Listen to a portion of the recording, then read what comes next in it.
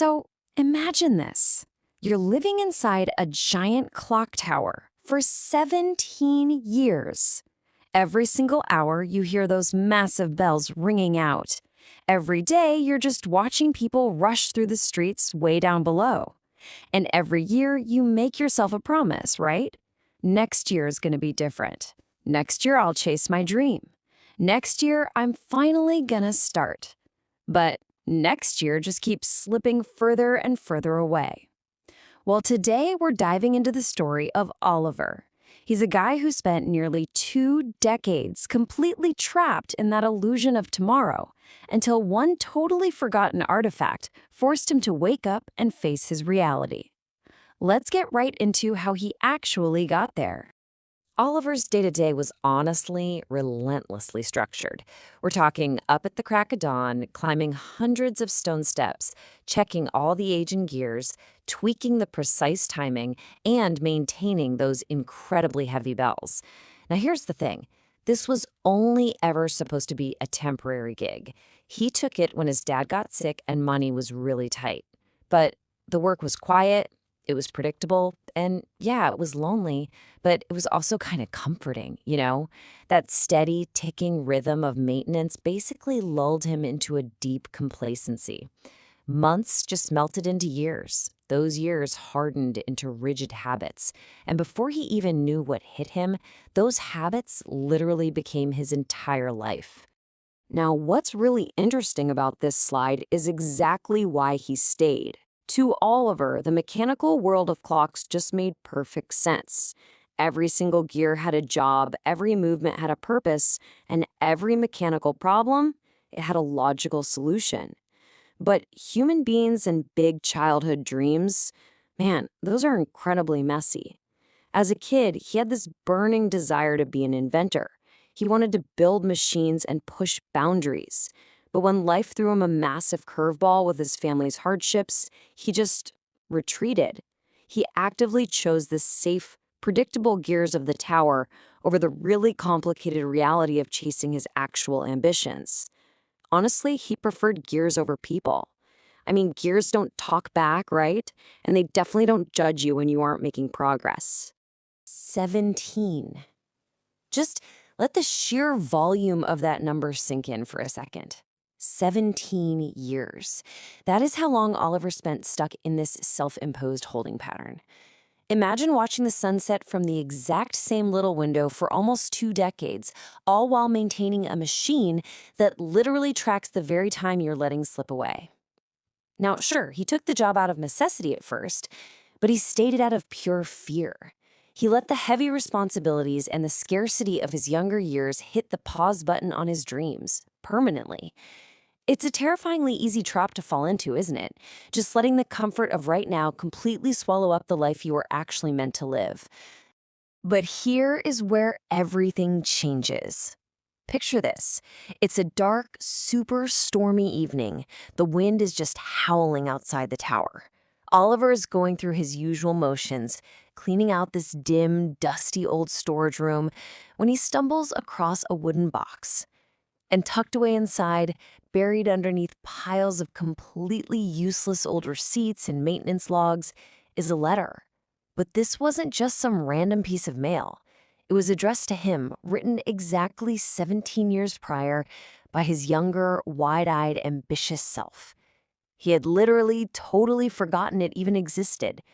So, with shaking hands, he opens the envelope, basically stepping right back into a past that used to be just bursting with goals, plans, and possibilities. As he's reading through all those old, youthful ambitions, he hits this one single line. I hope when you read this, you didn't settle. Oliver just stared at the page. He couldn't move. He couldn't even speak. That one sentence was an absolute gut punch. In a fraction of a second, it completely cut through 17 years of rationalizations and daily excuses. Because deep down, way beneath the comfortable ticking of the gears and the ringing of the bells, he knew the painful, undeniable truth. He had absolutely settled.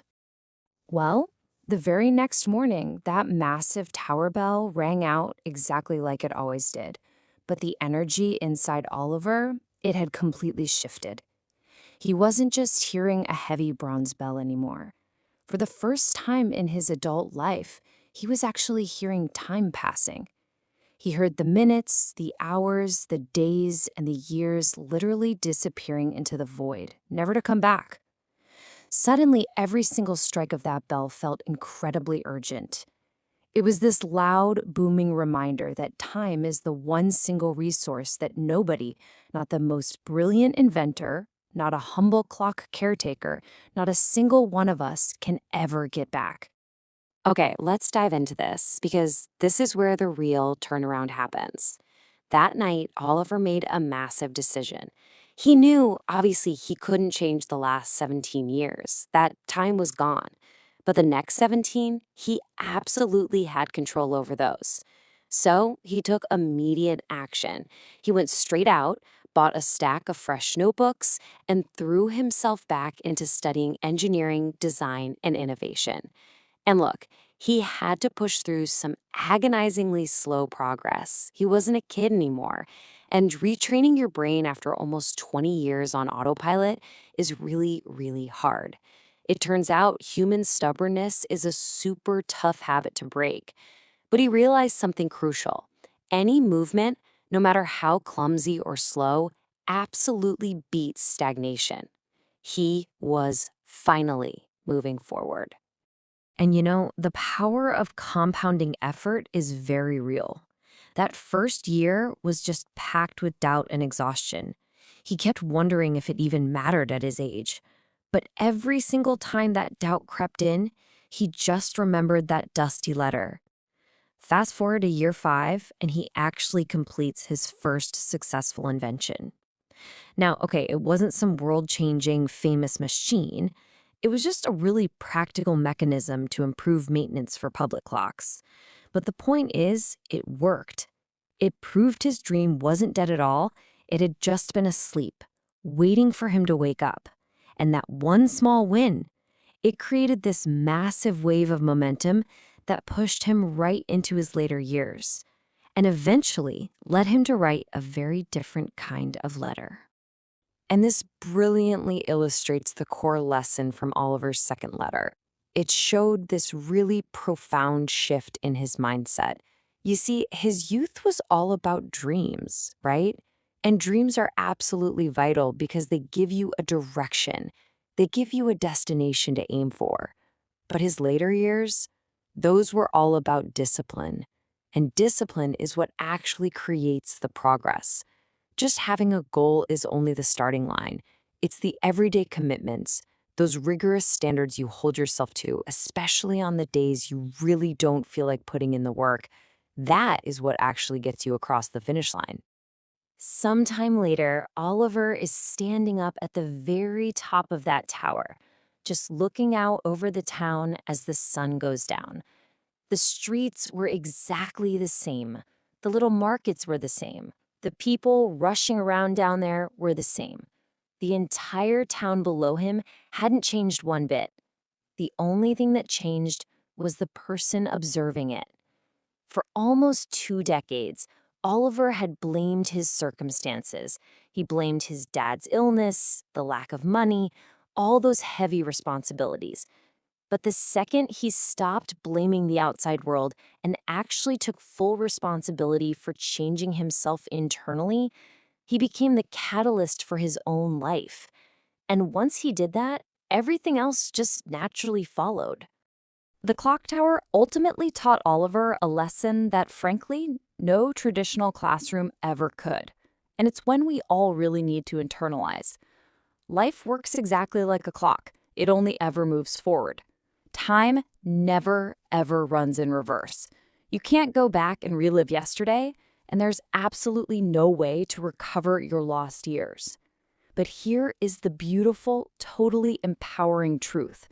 You can start today, right now. I want you to ask yourself, what are you putting off? We always trick ourselves into believing that if we just wait a little bit longer, the perfect timing is going to magically arrive. We think tomorrow will somehow be easier. I promise you it won't be. So many of us walk through life totally convinced we're trapped by our circumstances, right? Just like Oliver thought he was completely trapped by his obligations to that tower. But the reality? We're usually just trapped by postponement. We wait and wait for confidence to suddenly show up. We wait for the absolute perfect opportunity to come knocking on our door. But you have to remember this. Action creates timing. Commitment creates momentum. And discipline creates transformation. You do not get the confidence first. You get the confidence by actually taking the action. Oliver spent 17 years just watching time pass by, but he spent the rest of his entire life making his time count. So, I'm going to leave you with this final provocative question. Will you spend your life watching time pass or making time count? The future belongs entirely to the people who recognize the massive value of the time they have right now, today. Please do not wait for some dusty letter 17 years from now to wake you up to your own potential. If the lessons from this explainer resonated with you at all, claim your time today. Jump right down into the comments below and declare, "Time is my asset." Thank you so much for joining me to unpack this really powerful story, and I will see you in our next explainer.